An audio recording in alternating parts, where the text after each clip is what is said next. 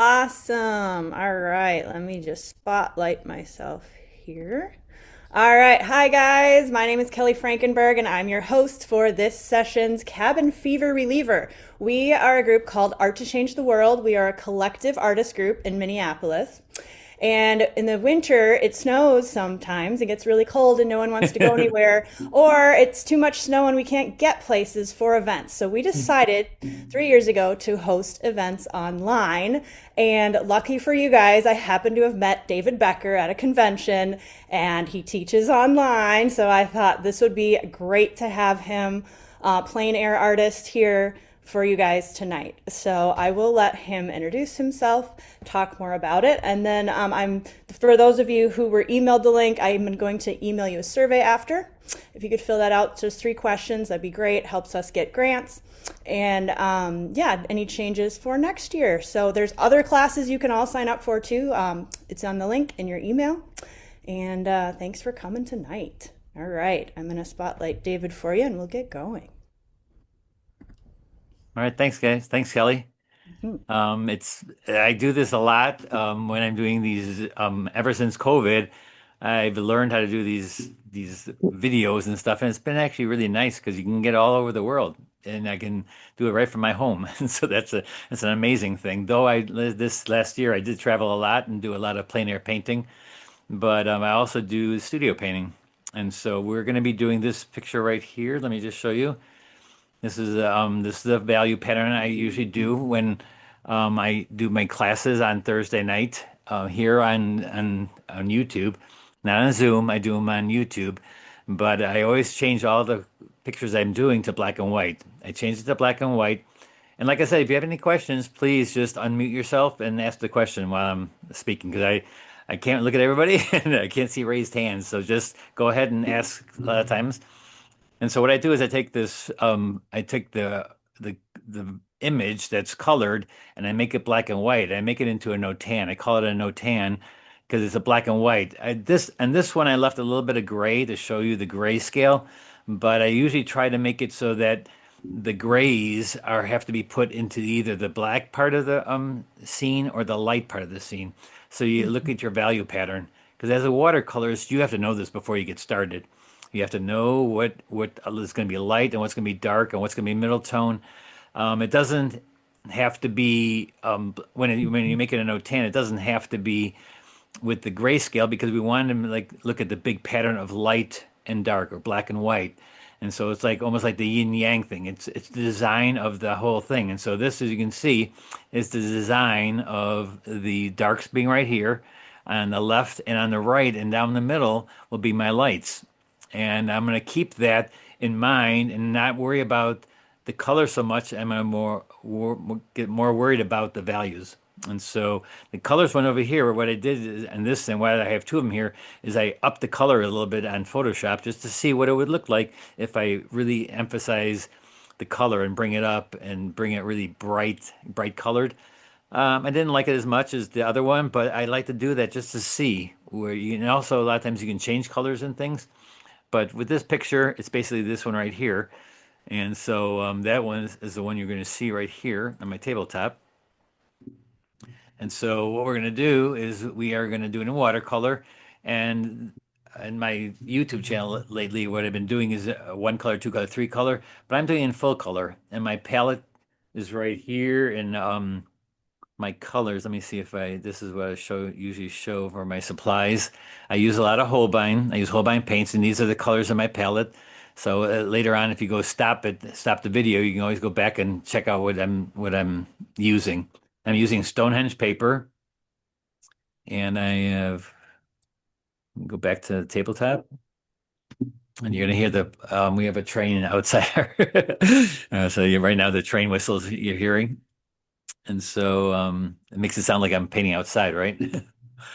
And so what we're going to do is the lights to dark. I have a thing called the Becker Art three step. And how I do all my watercolors is the same way. I do step one is all the lights and all the color scheme. I'm going to figure that out right from the beginning. I have to put in all my lights. And so what I'm going to do is right away wet my paper and I'm going to get my light areas. And sometimes step one and step two is all my large mediums and all my large darks. So since there's not many lights in this picture, this can almost have step one and step two together. Like I'll do my lights, but right away go right into step two where I get my large, mediums, and darks because this from the background to the foreground here will be from light to dark. And so that's my step two. The step three is then just doing the detail, darks and lights. So those are the three steps of every painting I do. Now I do a lot of wet into wet to get soft edges, and I do hard edges on dry paint.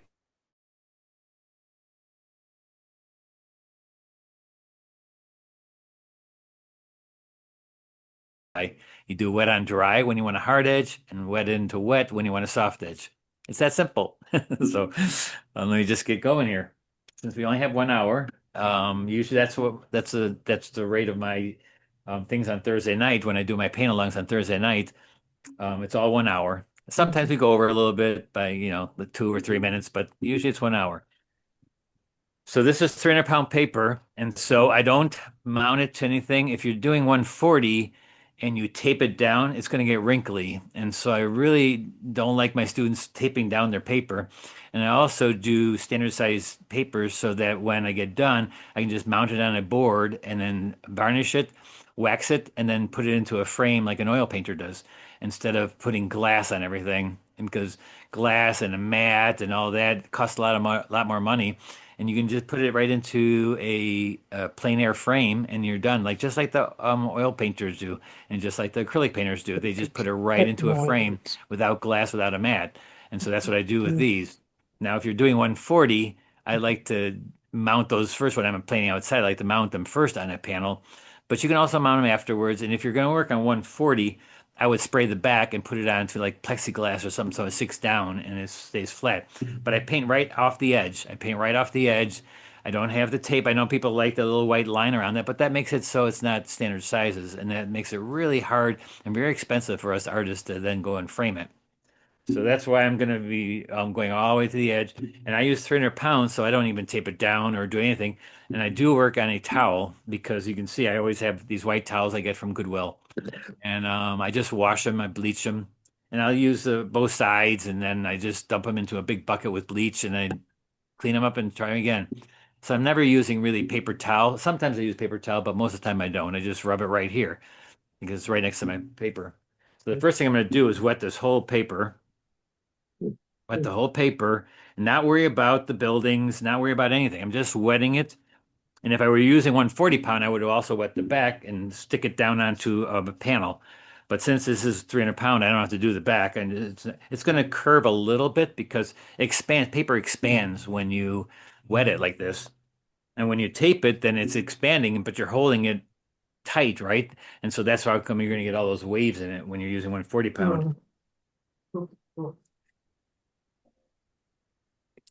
All right, so I'm just wetting it with just clean water, clear water. Going back and forth. I let it kind of sit there a little bit to soak into the paper because if you don't, then you're going to have an uneven amount of some places have more water, some places have less water. So I like to go over it like this and wait a second or two and let it just sink in a little bit. And it'll kind of soften itself and it'll make everything all even because it's kind of blending. The water's blending together. And now we'll take a color for the background and the sky. The sky basically in this picture is a white, right? I could change that if I want to. Maybe I'll take a little bit of Verdider blue. It's a purple blue. And compose, yeah, that's Verdider blue. It's like kind of a purpley blue. I'm just gonna not worry about the buildings because the buildings are gonna be darker, right? So us watercolors, we paint through. When we do our lights, we just paint through the building. And later, when it's dry, I can make a hard edge when I go back. And so I'm just letting it float in there. And maybe you have a certain style where you spatter things, or you want to make a certain look of watercolor. So I'm just kind of going in there. I'm going to put a little spatter in there just to make it look like a neat watercolor wash. And this is called wet into wet because I wet the paper and now I'm going back into it with pigment. And it's floating. And there are certain colors you can buy, like granulating colors, that will even do some really neat things. There's luminous colors, granulating colors. There's all kinds of different pigment that you can use. There's even metal, like metal pigment, where it's what do they call those? Oh, well, it's like silver and gold, and they have a little bit of a look Metallic, of metallic. iridescent, that iridescent pigment you can use. Now I'm gonna go right into the street because the street is reflecting, it's wet, right? Because it's like a rainy scene. So I'm gonna go right down into here. Oh, I picked up some black in here. So go back with the blue. And this is basically just the one color that I'm using, the Verditor blue right now. And this is just my lights, and I'm establishing a little bit of my color scheme. If I'm using blue, I usually tend to use a worm, like orange, because blue and orange are complements. So I use a little bit of orange or earth tone with my blue. And I don't care what color you use. You can use bright pink in this if you wanted to. And as long as you keep the value right, the value is more important than the color because the value shows the lights and darks and the composition of the light and dark.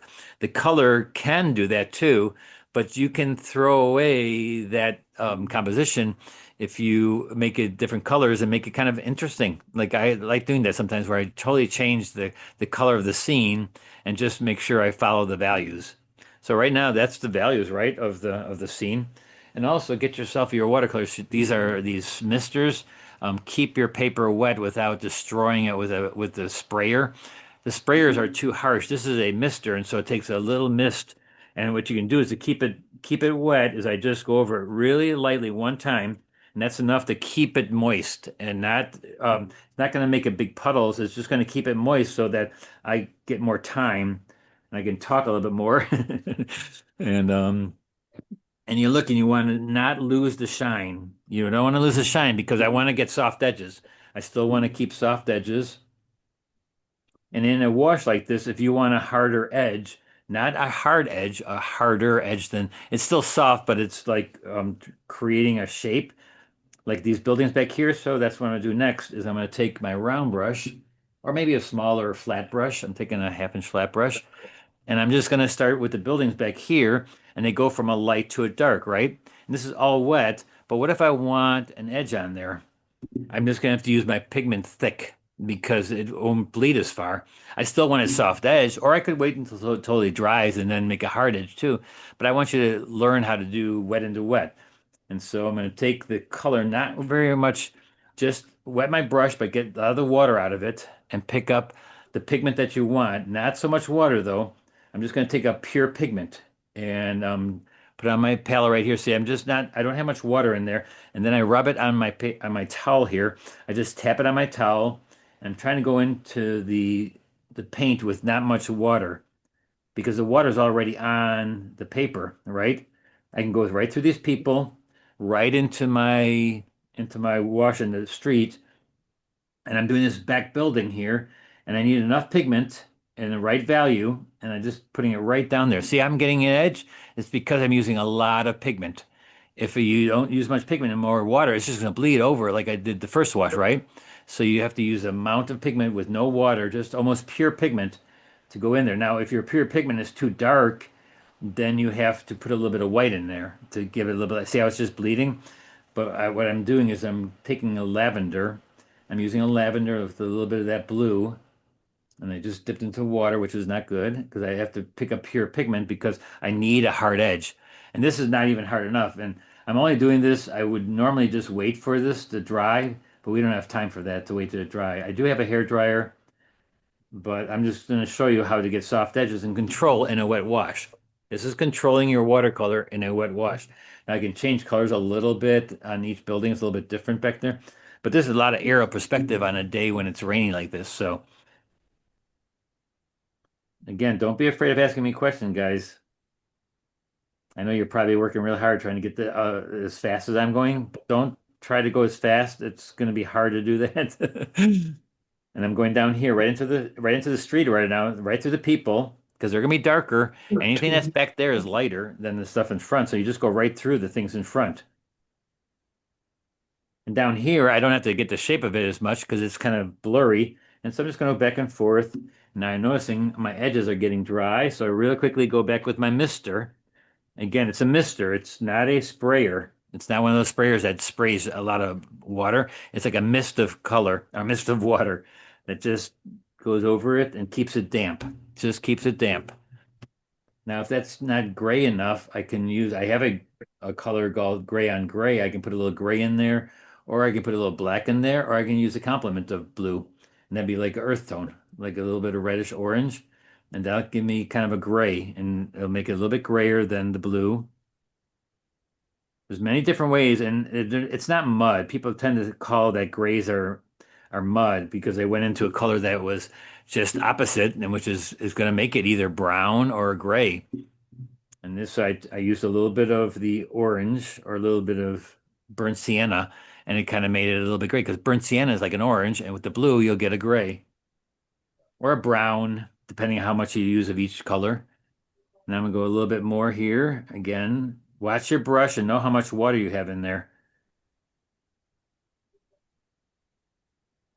And then down here, I'm also going to do some lines that are this way and that way, back and forth, because there's puddles on the street. And so I'm just going to go in there right now and just put them in right like that. Now it's getting more gray and more warmer as I come forward. And not in the picture. In the picture, it's still blue in front, but I want to make that a little bit warmer. And there's some darks in there, but I'm going to get to that. And so I'm just getting darker as I come along, as I go along. Take a little bit of this blue and violet. And now just, again, get my edge. It's going to be a soft edge because I'm using it. It's still wet. Now, the cars are going to be colored. So I'm going to stop at the cars. I'm going to go right through there because they're going to be a color, and I don't want to have the gray on the red car. So I'm just putting this down. Underneath the car, though, I can keep it going down here. Just keep it going. Bring it down. It's still all wet. That's how come you're seeing no hard edges. You're seeing no hard edges because I'm not letting it get dry. And that's people always say, well, it's like you're going so fast. But I put the one wash down and I'm done with it. I don't have to go back into this later on. It's done because I kept it dry, I kept it wet. I got all my values in there. I know it's going to be dry, but about 20% lighter. So I go about 20% darker than it is. And I know where my lights and darks are going to be, right? Because I told you right in the beginning, this is dark, and this right down the middle is light. I know exactly, and it doesn't matter what color I get there. You can get any color you want there as long as you're copying the values. Values are so much more important than the color at this stage. Well, actually at any stage. And then the nice thing is I call this floating your pigment. You got water, you're putting pigment into the water. It's a puddle. You're like a kid in a puddle and you're just putting dirt in there and you're putting colored dirt into the puddle. And I've controlled the edge with the amount of paint I have in my brush. I mean, that's not that hard. We're kids and playing in mud. And then I can make things a little bit darker. And I'm a teacher that doesn't mind you using black. I know that my teachers always taught me to mix my blacks, mix your blacks. But then by the time you're mixing it, it's already too late because then it's dried and you get really frustrated and you're just not getting the right value. Well, just buy the darn black and then put color into the black when you want it colorful. It's not that difficult. And here I'm getting all soft edges because that's what I want. I want all soft edges. And now I know I'm going over the light parts, but I'm going to show you later how to get that. Like the headlights have streaks into the thing. I can do that now while it's wet. I can do that really quick, like here. I can just pull it out. I can pull out the pigment. You can pull it out like this. Or I can come back later when it's dry and and do it while it's dry, the same thing, or use white paint. And I'm going to do all three of these to show you just what I mean. Now back to my bigger brush, because now I got a big area of dark to get here. And I got to go from a lighter dark. And I want to now go into something more warm. So I'm going to add a little orange to this blue now, and get a little bit more warm. Get a warmer gray. I mean, this is a city scene, and those buildings are not painted a bright color. They're pretty much a drab color, but I'm going to put a little orange in my blue. I use brilliant orange. I use Prussian blue, ultramarine blue. Ooh, that's marine blue right there. Let's get a little bit darker because over here it's almost black. It is almost black on this side, which I will get after I do a big wash first of medium, because I still want this to be medium over here. Now watch how you don't get wetter than what's there because if you get too dark right here, that'll bleed in, and that's almost drying, and so you get a watermark. Anytime you lose the shine, you're gonna get a watermark, and that's why you missed it again down here. Gotta missed it. Now I gave myself more time again. It's like you're always running the clock, and so you always have to watch it and make sure you don't lose the shine. The shine means once you lose the shine, that means it's no go. You got to stop because then you have to let it totally dry, then re-wet to get the same look again. Because if it's all different value or different dry and dry and wetness, have to have all the same wetness. So that makes it easier on you to actually paint. And here I didn't make it thick enough with the paint because it's bleeding all over the place. So just gonna put more pigment in there so it doesn't bleed all over. Water is just gonna run. You can't stop the water unless you put a blockage there by adding pigment. Add pigment to it and you'll block it right away. I'm gonna take a little bit of purple in my blue and just make this really dark over here. And I know you're saying, well, what about the windows? What about all that stuff that you're not seeing, you're not putting in right now? That's detail, and that you do in step three. Becker, a three step, and that's the third step.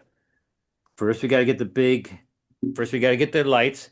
Then we got to get the big mediums and darks, and then we'll go into the detail. Wow, is anybody there? Did I?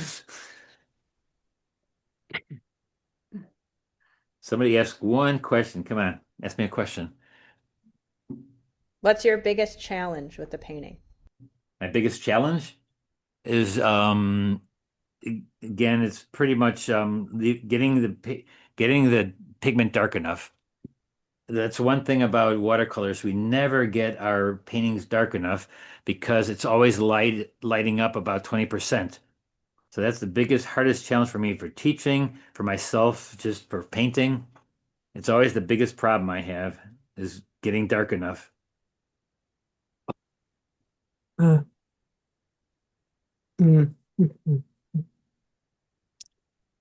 And here Um, I'm just getting mediums and darks, but do you see any details yet? No, not at all, right? I'm not doing any details. I'm just getting the big picture. And it's all still wet. This side's starting to dry a little bit. So again, I'm just going to put a little bit of water on this side.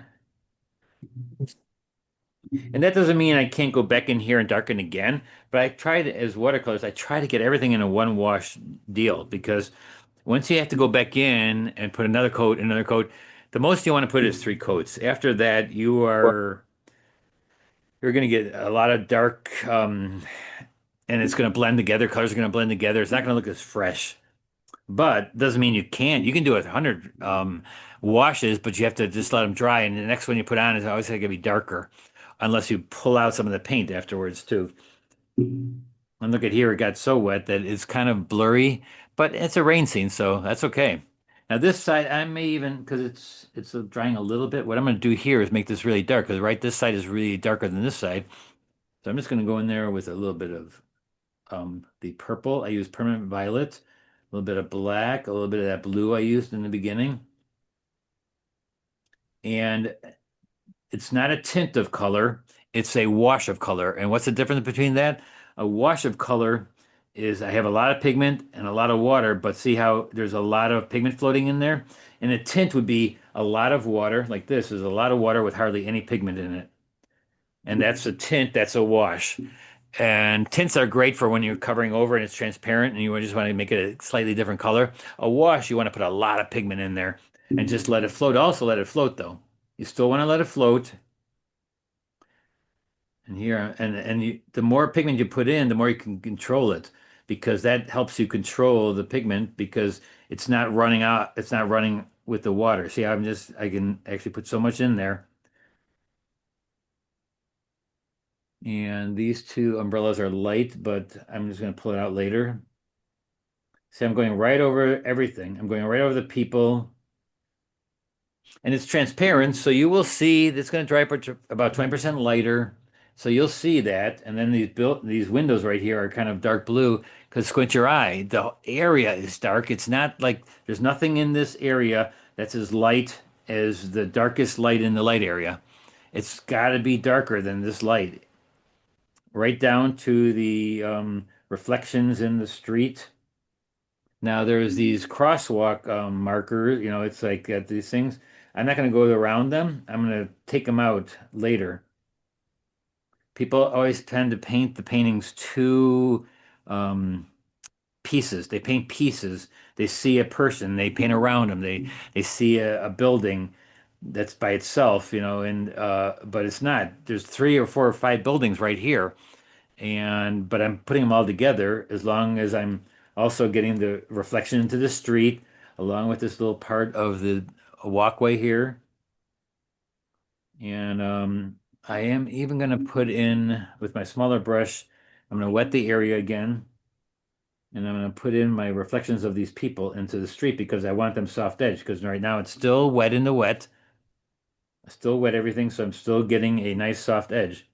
Once it's dry, then I'm no longer can do that unless I let it totally dry and then go ahead and re-wet again, which I will do. I'll show you that really quickly later. But right now I'm just getting the dark. That's a dark. That's the light.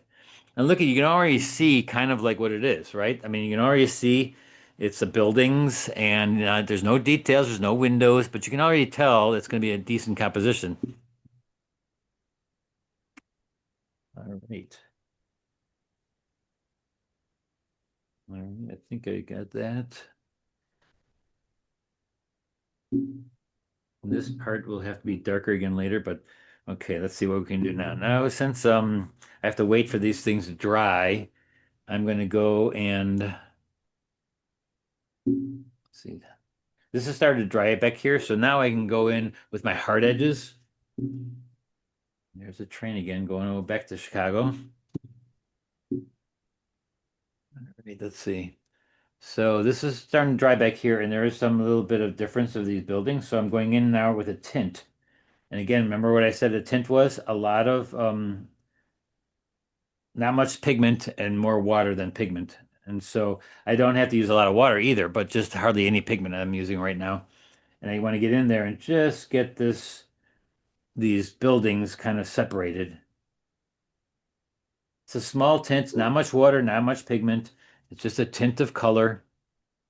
And if I want to make windows, now's the perfect time too. I can go in there and just hit it a couple times.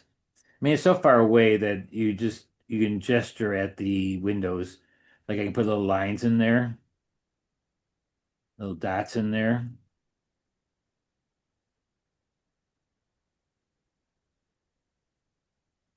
I know it's probably hard to keep up, and that's probably why you're not asking questions because you're busy, very busy, right? And so I'm going in here now and get a little bit of dark for the people and the cars. There's some cars back here. It's a little bit darker. I put the little reflections into the street too. And there's also usually on ground level, there's a bunch of different things the buildings change a little bit. There's a lot of stuff happening on the bottom of the buildings, which is not happening on top of the building. So I'm going to put that in there now too.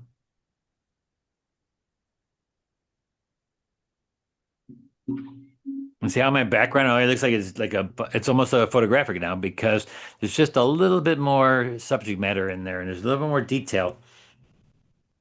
But you don't want to overdo it. The more you do here, then you have to do double it up here because this up here then has to be really, really detailed.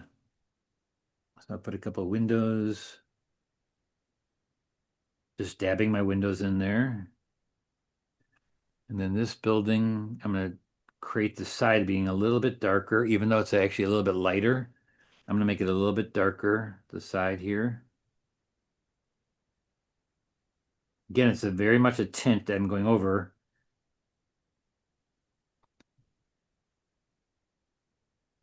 Okay. And then down here again is a bunch of different things that are happening. And then maybe we have that says almost dry. See, I'm always watching how dry things are because in a painting like this, I don't have time to sit there and wait for it to dry or even blow dry because that even takes time.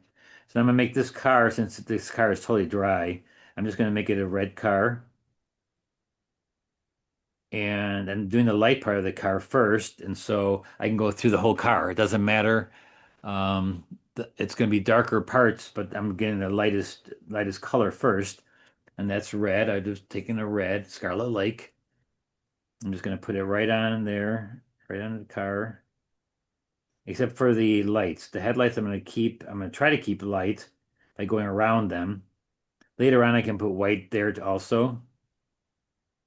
That's a red car over here. We may have a blue car. And so I'll get a little bit lighter blue and I'll just go across it's like a cube. Think of a car as a cube. And it's a box, right? It's a box, a rectangular box. And it has underside which is dark. And I didn't go around the lights on this one. But I can pull that back out, and then there'll be some darks underneath, right? Because it's really dark underneath. Back here, I'm gonna get a couple colors. While I have that color in there, I know there's people sitting on the street or standing in the street, so I'm gonna make them dark too. The windshield will be dark, but I actually shouldn't do that yet. Okay, that's the little things. But that it was dry, so that's the reason I'm going there. I'm kind of waiting for this area because it's still a little wet and I want to get hard edges. So while that's wet, I'm gonna start going to step three again and use my small round brush. What I'm gonna do is that center guy that's right in the center. It could be a man or a woman, and I'm just gonna give it a nice black umbrella.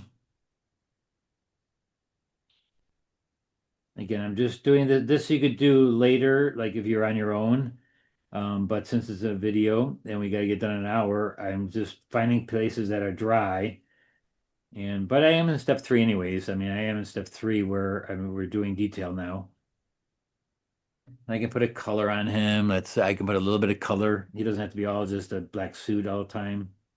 Maybe he's carrying a bag. He's carrying a bag from somewhere. He just went shopping.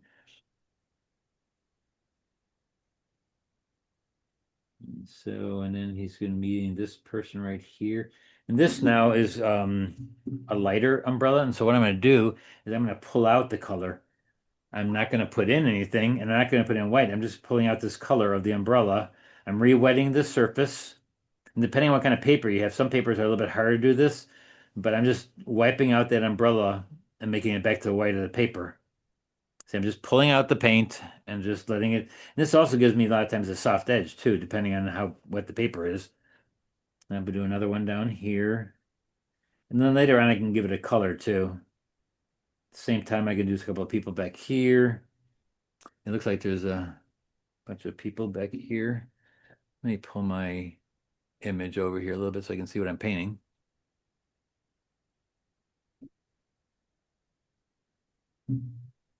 So I know there's a really bright sign right here, but I'm not throwing that in there because it's just too much.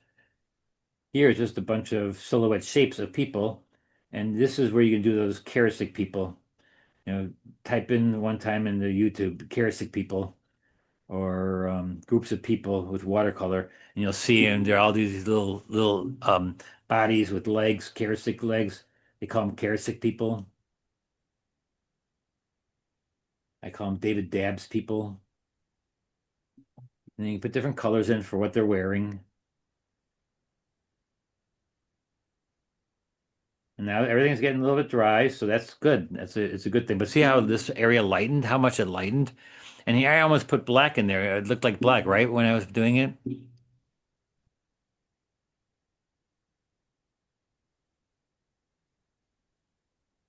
And this is all still transparent watercolor. We haven't done any gouache yet. Gouache is opaque watercolor, and I haven't really used opaque watercolor yet. And opaque watercolor is just using it thicker or putting some white in it to make it a little bit opaque, so you can't see through it. And you can cover up. You can put light on dark and dark on light, and it's just you're covering up areas. And for some shows like the TWSA, you can't use white, but for AWS you can use that. And so it's up to you if you want to be able to do transparent watercolor or opaque watercolor or mix of both together, which is what I'm starting to do a lot of. I want to do opaques because I like that look too. So I'm figuring, hey, I'm not a oil painter, but I like the look of oil painting. And so I think I can put it into my style that I'm trying to invent right now. All right, so it looks like we got some things getting nice and dry now. Okay, so that's dry. Now we're going to put in our thicker darks. Now we're going to really go in and put in our detail, the windows, but not as you think. It's like I'm still going to simplify it. Like this is a dark. Let's see, is that the dark part? Let's boom, boom. Okay, this is part is dark. So I'm just going to take this. You could also use a ruler to make it nice and straight, but no time for that. And then this will be some windows in there. And some people are a little bit more detailed. Some people are super detailed. It's all up to your style, what you like. And some, like I don't have the patience to do hyperrealism. I just don't have that in me to sit there and work like 40 hours on a painting. It's just something I can't do. I like to be more of an impressionist where I'm interpreting what the picture is more than the actual photograph of it. And it's all good. It's all what everybody does. Some people do it differently. That's all cool. One's not better than the other. It's just a different style. And now we're going to go, this part is dark. And I'm using just my darks in my palette. I'm not picking up an exact color. I already used these colors already. They're in the middle of my palette, so I know I used them already. So I'm just using the dark part of that. And now this is a real nice dark that goes across. And see how now I'm negative painting. I'm leaving the white as the parts that are lighter, right? And then the other parts are darker. So you paint around the lights. So where oil painters would put that on later, right? Because we don't oil painters do not do negative painting. They put the lights on top of the darks. And so we're a little bit different in that we paint around the lights. And then later on we come back and we could also put in the white, but again, it's up to you. All right, and here it gets really dark right here. Do you call that creamy paint at this point, a little heavier? Yeah, yeah, it's a little bit like whipping cream almost, but it depends on how much water you put down. So right now I'm not putting any water down, and I'm getting a hard edge because this is dry now, but it's almost like whipping cream. Maybe a little bit less like a watery whipping cream.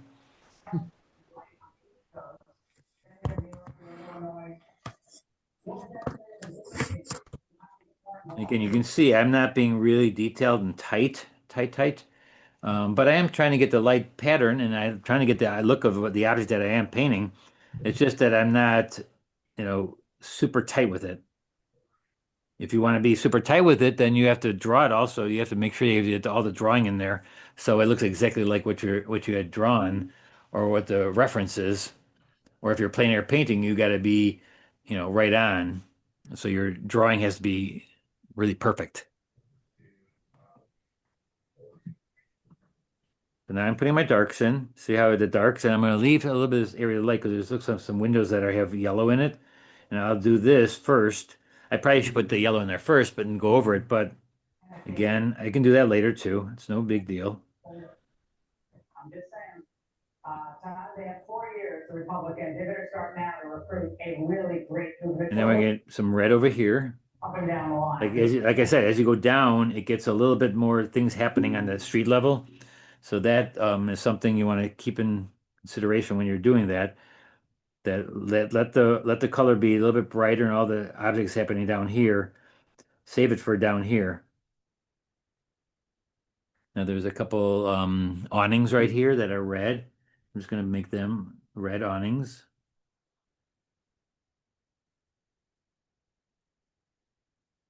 Then maybe there's some people with my small brush. I go in there now and get some people with umbrellas. or paint around some umbrellas and then just put little carrot stick people in there again.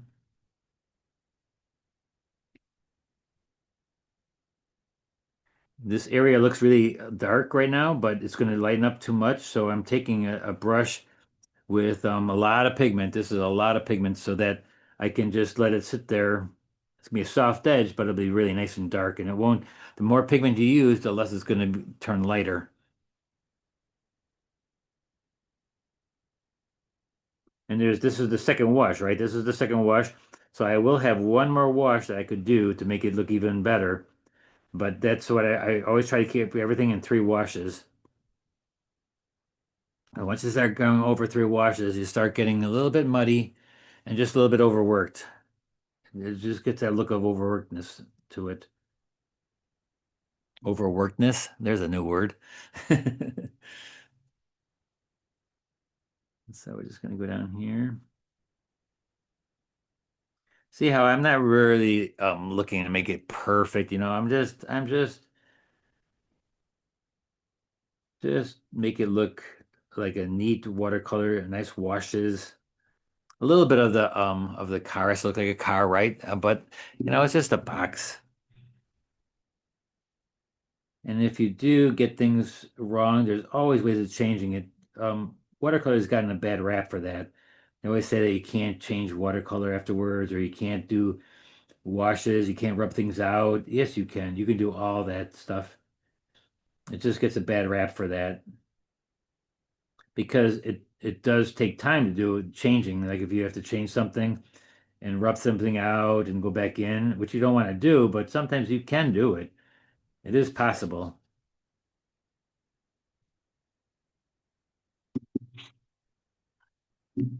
All right, now I got that side pretty much except for the street. Now I want to do the street. Well, let's do those lines. I'm gonna do some of the lines that are the crosswalk. I'm gonna do some of them by negative painting, and some I'll just put in with white paint later on.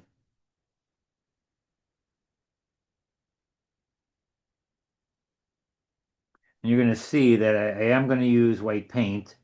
And if you're watercolors, that most transparent watercolors don't like that. That's not a thing. But I like it because it just gives me another advantage to making it look real and also make it look like an oil a little bit. All right, let's hurry up and do this side real quickly.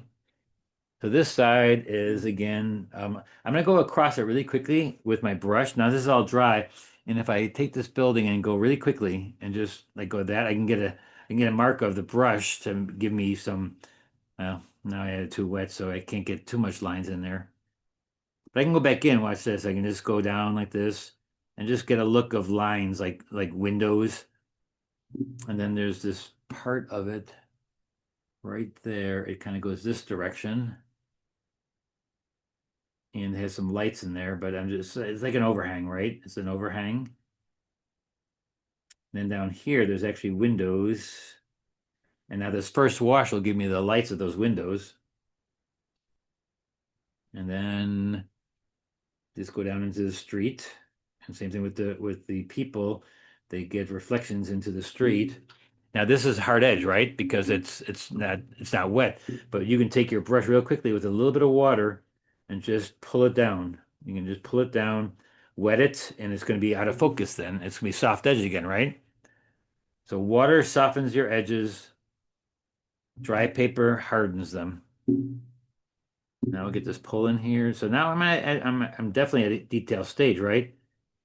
And this I should have used a ruler. Just follow a ruler. Just take a ruler and brush it across the ruler because look at how terrible that looks what I just did. I'll take my rigger brush, which is a long, thin brush to get the light on top there. I'm just hurrying a little bit because I'm looking at my clock and we don't have much time. So I'm going to hurry up a little bit.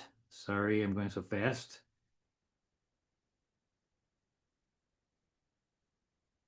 And this now is like this all is about how well you are at drawing things or how well you drew it up in the beginning. And I also use it sometimes tell my students to use tracing paper. I don't have any problem with that. A lot of people use projectors. A lot of people use all kinds of things to get their painting or they're drawing on the painting. So, and with watercolor, you usually draw everything on first before you start painting.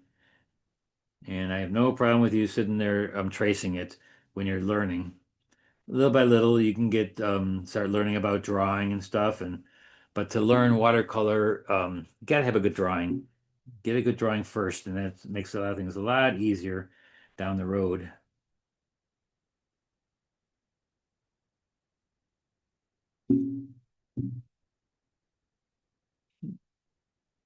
All right, now let's get this foreground going here.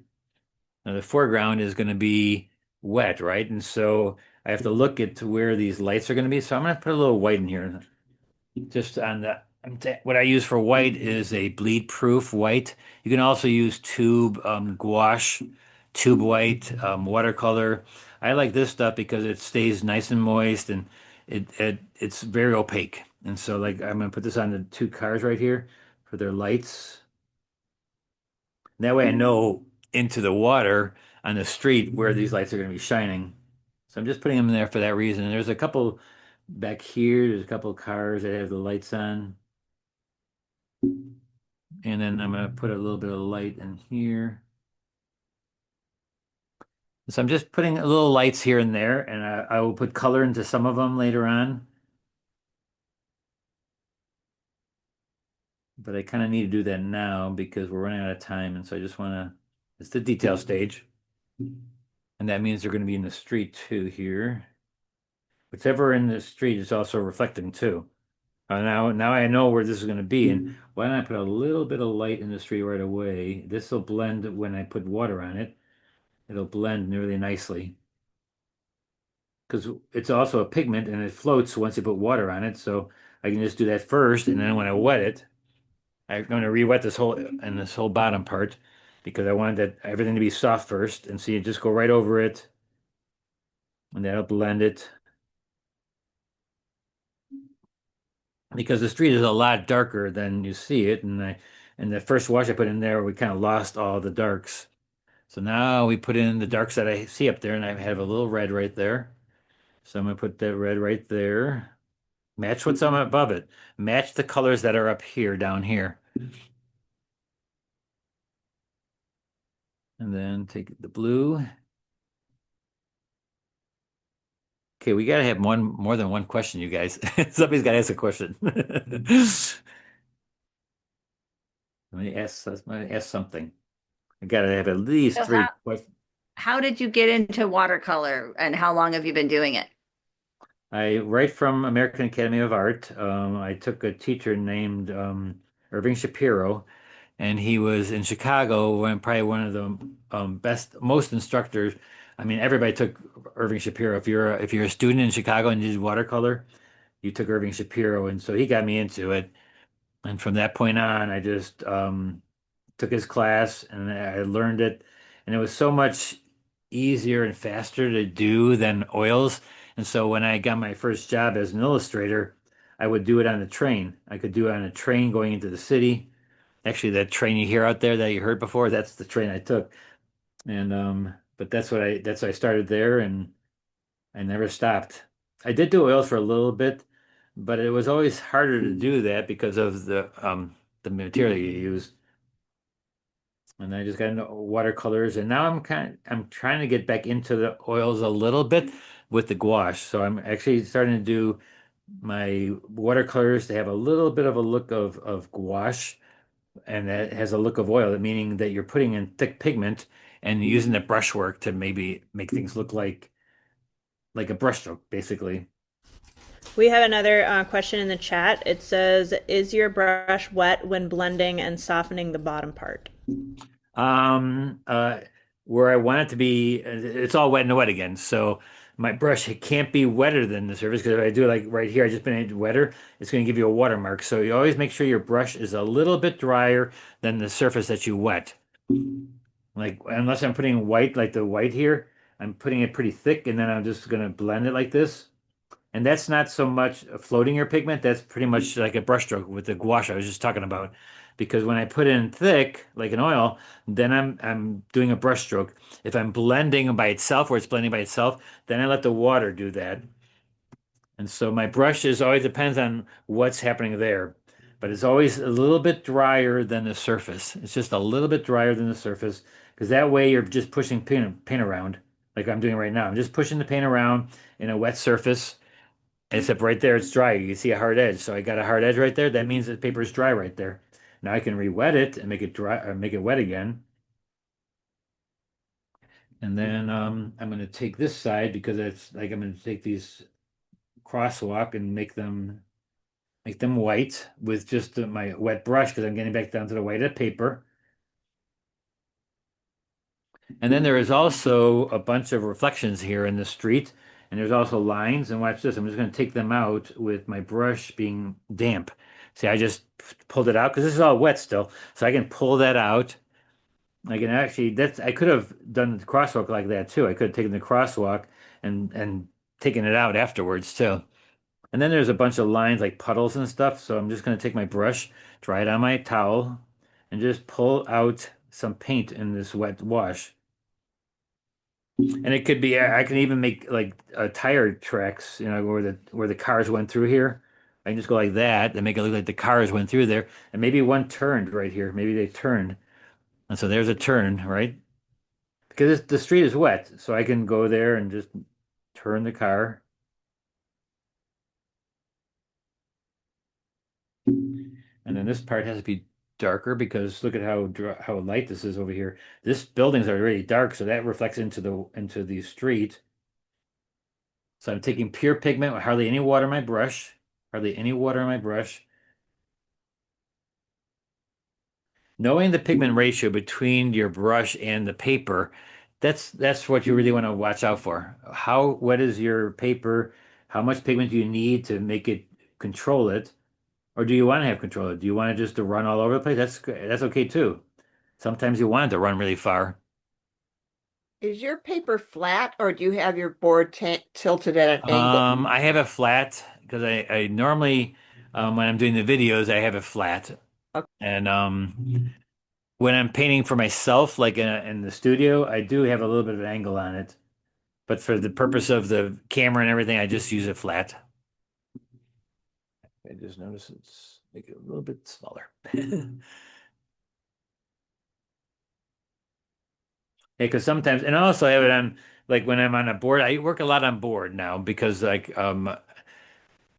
wax everything, I work it on a board, and then I don't have to glue it down, or I don't have to tape it down, and I can actually move things around, and then I can do things with it. I can do upside down, I can do whatever, I can just move it. On this one, usually, again, because it's a video, I keep it perfectly straight and just work it the way it is. You do whatever you have to, the brushes you have to use. I mean, everybody can use a different brush depending on what they like. You have to just really practice a lot. I'm going to put a little bit windows here, maybe with a little mullen, I heard, and the grills.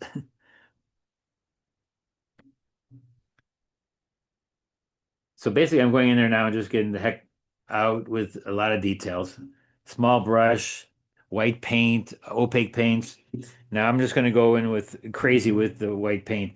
So I'm going to take this time. I'm going to use the white paint. I have this paint here, and I'll just add a little bit. Well, I'm not going to add anything to it. I'm just going to go in here and get some of the reflections in the street.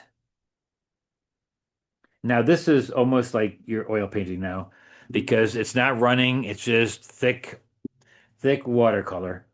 And this is called opaque watercolor now. This is gouache.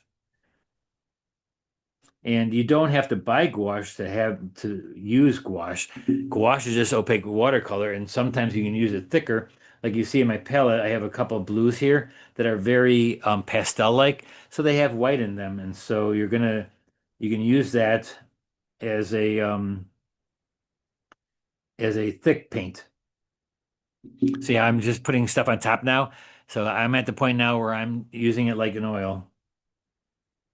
I'm using opaque watercolor, and this is where I'm putting light on top of dark. See how I'm taking these colors and just putting them in there.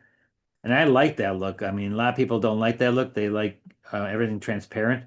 I personally like this look. And then I can paint longer too.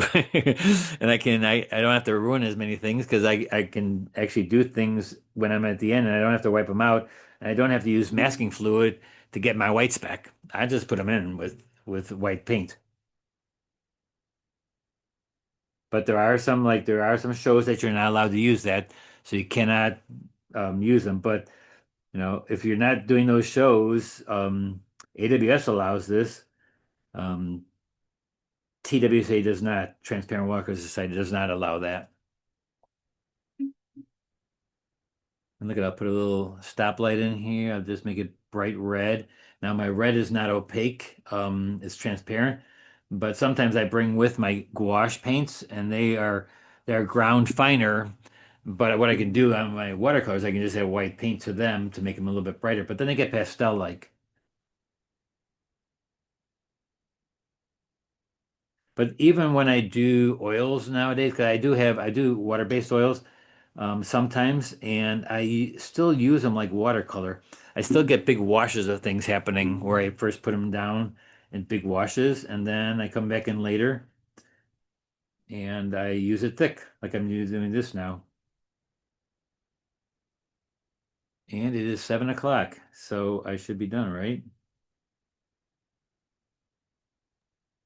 You can Can go I for ask where we can see the recording of this? When we can record it, see it later? Yeah, so we're gonna put it on our YouTube channel on our website. Okay. If you got the emailed link, it has our website on there. Otherwise, David will also probably put it on his, or Yep. you can just Okay. email me. I'll put my email in the chat, and then when it's available, I can send it to you. Okay, if he's going to put it on his, I'll be able to get it from there then. Yep. Great. I'll be putting it Thank on David, you. you mine. have a question on the chat that says, "What do you consider your stopping point?" My stopping point is when the time's up and when or when I'm in my studio, I just look for things until I feel it's finished. And it's like some people find it looser to be finished and some people like real tight to be finished. So it's basically the person's likings, basically.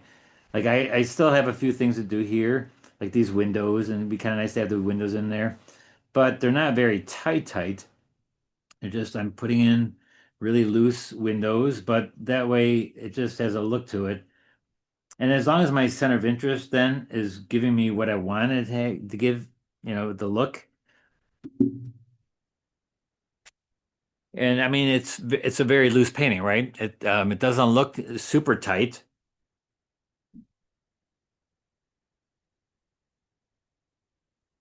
And I mean, for a 1 hour painting, you got to think of that too. It's like, how long do you want to do the painting? And then I'll come back sometimes the second day and I'll look at it, and there may be things I've missed or something.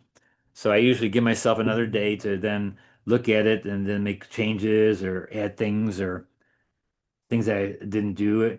And I usually, when I do my studio paintings, I do about three paintings at a time. Because I don't just like doing one painting because then I got to wait a lot. And so sometimes I put it away and look at it again later. Let me do one more thing for the opaque part of this. And that is, I'm going to put a light of yellow. I'm taking yellow and white and do it in the windows here because there's some yellow in the windows here. And this is opaque. That's opaque. I didn't I could wipe it out. I mean, I could wipe out to the paper and then add it transparently, but I don't mind just doing this with the opaque colors and then put them right into the street.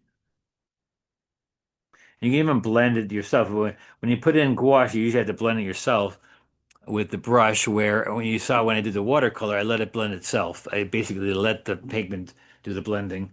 And this again still has to be a little bit darker because that's dark up there, and then we're done.